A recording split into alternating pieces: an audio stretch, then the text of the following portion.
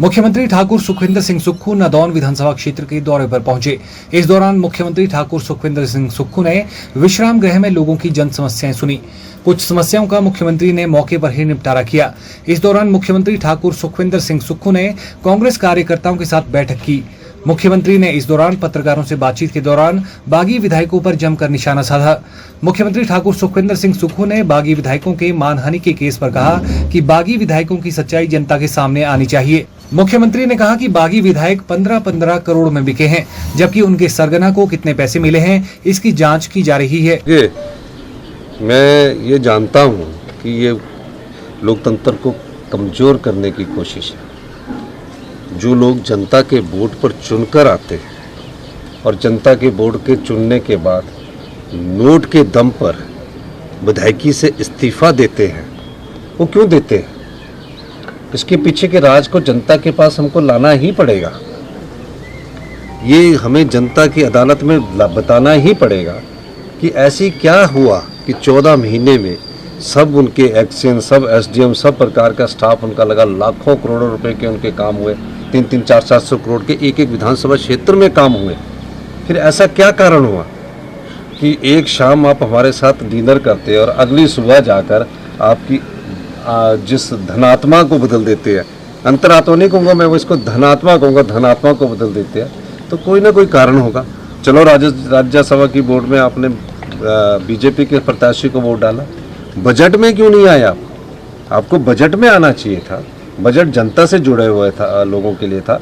जब 70 साल से ऊपर के बुजुर्ग को हम फ्री मेडिकल फैसिलिटीज़ दे रहे हैं, मनरेगा में जो हमारी बहनें या भाई काम करते हैं उनकी 60 रुपये ऐतिहासिक वृद्धि की, किसान को गाय का हिंदुस्तान का पहला हिमाचल प्रदेश राज्य बना, जहाँ गाय के दूध पर 45 रुपये प्रति किलो के हिसाब से हमने मिनिमम सपोर्ट प्राइस दिया, भैंस के दूध का हमने 55 रुपये सपोर्ट प्राइस दिया।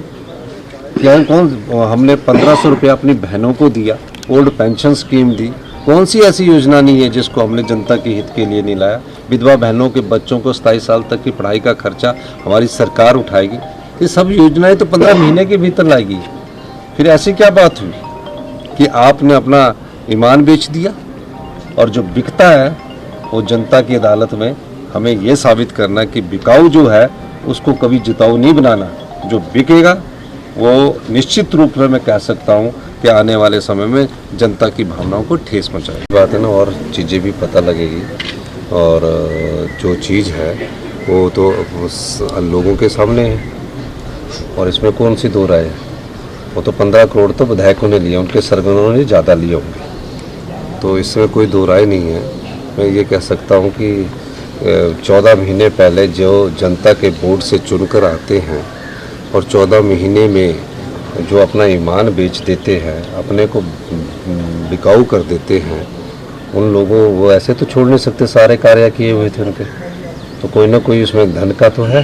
वो तो हम भी इन्वेस्टिगेशन कर रहे हैं, हमारे पास तथ्य भी आ रहे हैं, तो ठीक है, वो तो अच्छी बात है। तो वो तो सत्य तो सामने लाना ही पड़ेगा ना जनता की अदालत में। राजनीति में एक बात बड़ी स्पष्टता से होनी चाहिए। राजनीति में हमेशा ये नहीं सोचना चाहिए कि हमने अभी जनता से वोट ले लिए हैं और हमारे इतने पैसे खर्च हुए हैं, इन पैसों के अलावा हम अपना वोट बदल दें और उसके बाद हम अपने आप को राजनीतिक मंडी में रोक दें।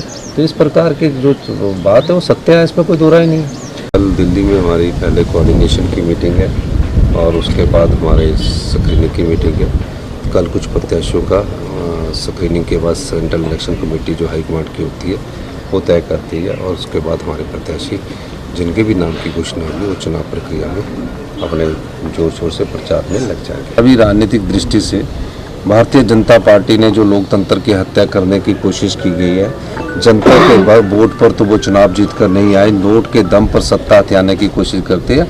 हमारी सरकार उसका विरोध